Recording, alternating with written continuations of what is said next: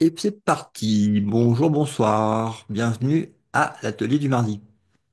Alors, aujourd'hui, on va faire une petite révision pour tout le monde, que ce soit pour ceux qui suivent les différents ateliers ou que ce soit ceux qui sont nouveaux sur la vidéo. Ça tombe bien. On reprend tout depuis le début pour bien ramener à la fraîcheur dans l'instant présent de la mémoire présente cette grande vision d'ensemble de qu'est-ce qui se passe. Donc, on y va. On repart depuis le début qui est en fait avant le commencement. Hein, on se rappelle pour ceux qui ont vu en fait la vidéo, sinon je mettrai le lien dans la barre de description de cette vidéo pour ceux qui l'ont pas vu encore. Donc avant le commencement, nous sommes un au royaume, étant l'infini, en Dieu, création et créateur, unis, complet. Ça, c'est avant le commencement. Donc, on part de là et on va vers il était une fois, il y aurait autre chose que l'infini, la perfection, le royaume de Dieu, l'omnipotence, l'omniscience, l'être, un. Il, il y aurait, imaginons que, il faut une idée pour imaginer qu'il y ait autre chose que ça, plus que l'infini, plus que la totalité, plus que la perfection.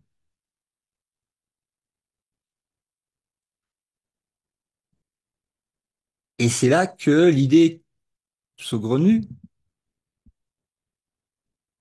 qu'il puisse y avoir plus que tout, euh, est entrée dans l'esprit d'une partie du Christ qui croit à cette idée, alors que tout le reste, y compris Dieu, rit de cette idée. Totalement impossible et absolument incroyable. Et pour la première fois, il y a une volonté séparée, une séparation, une idée de séparation,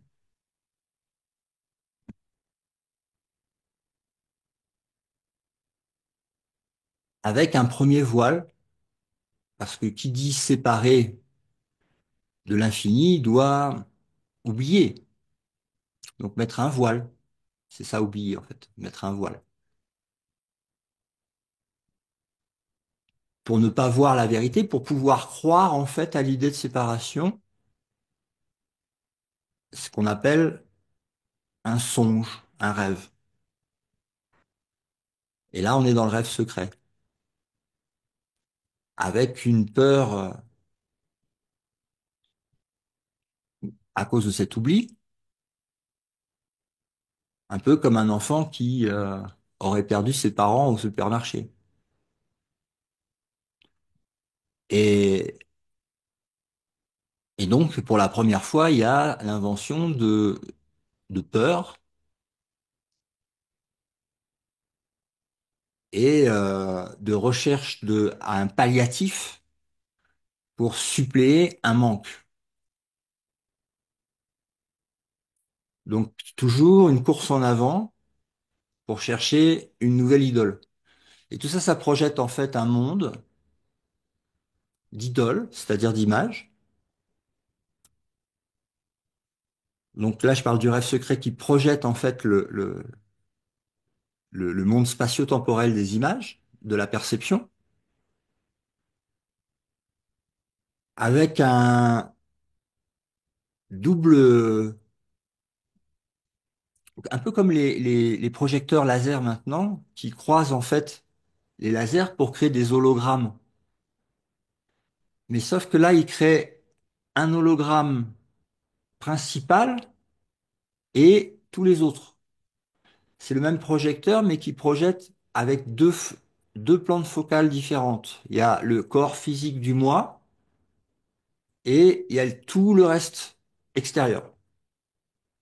Et le corps physique du moi, il est lié à une idée d'identité avec cette fameuse idée du soi séparé, dans le rêve secret. Donc c'est l'antéchrist, l'idée de l'inverse du Christ. Au lieu de l'infini, ça sera petit. Au lieu de connaître tout, il sera ignorant. C'est juste l'inverse. L'antéchrist, le personnage.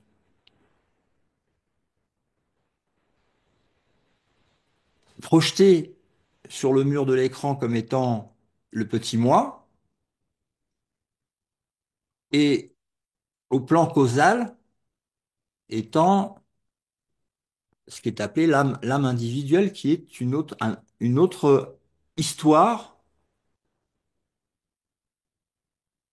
de plusieurs expériences de moi, moi, moi, moi, moi. Il était une fois, il était une fois, il était une fois. L'histoire de la séparation qui se répète. Ok, donc ça, c'est la vue un peu d'ensemble. Et après, il y a le corps, au bout de chaîne, du personnage principal, identifié complètement à l'ego, qui est le personnage mental qui est l'antéchrist. Mais qui n'est qu'une idée. C'est pas, ça n'existe pas. C'est une idée de l'inverse, voilà. Une idée de l'inverse de la vérité sur soi.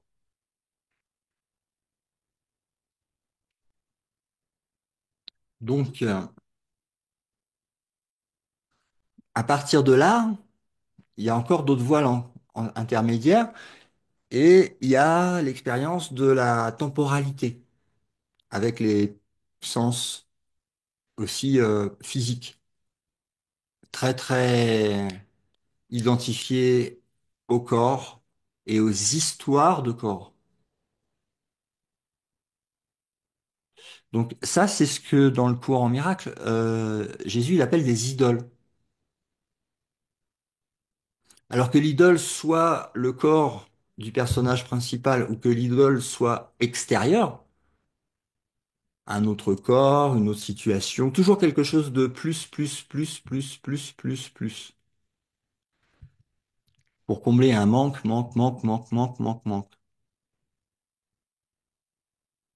Donc la boucle, elle est là, hein.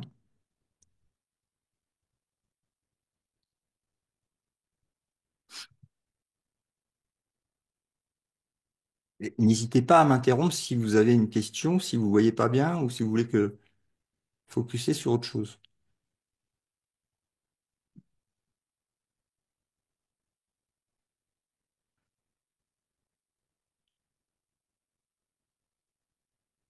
Alors je continue.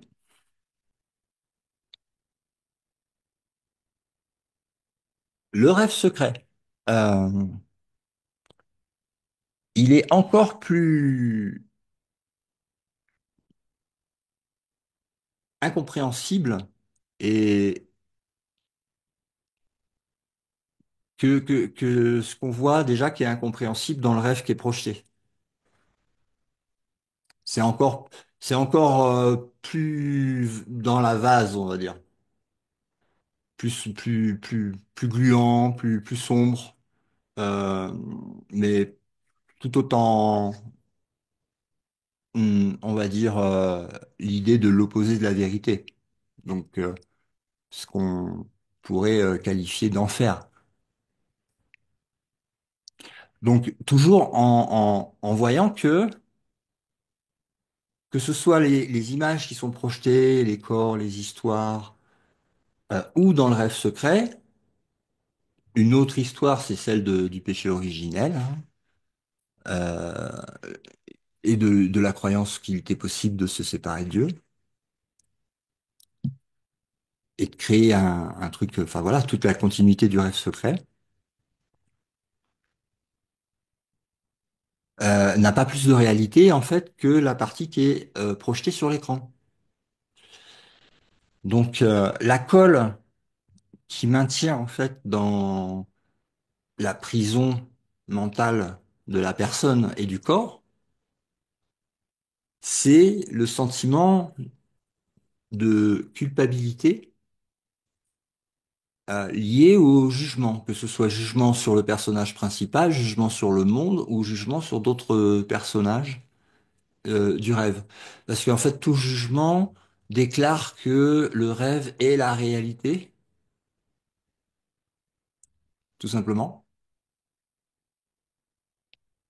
Euh, et donc Jésus arrive à se réveiller du rêve et dit non, non, mais en fait, il faut remplacer cette habitude de l'ego de juger parce que c'est sa survie, hein, à l'ego. Donc il fait tout pour ça. Euh, il faut remplacer cette habitude de juger par faire le tri entre ce qui est créé par Dieu et ce qui ne l'est pas. Parce que ce qui n'est pas créé par Dieu n'a pas de cause. Et si elle n'a pas de cause, elle n'a pas d'effet.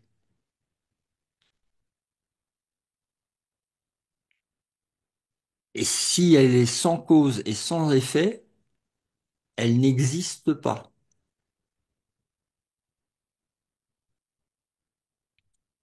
Et donc, il n'y a pas tergiversation mentale de l'intellect qui fait partie de l'ego à disséquer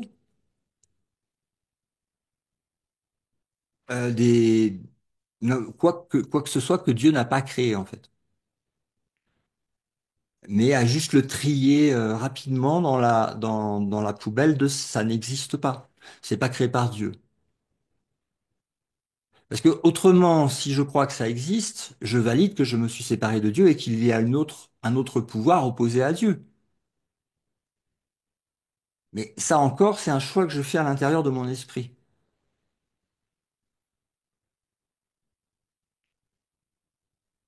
Donc,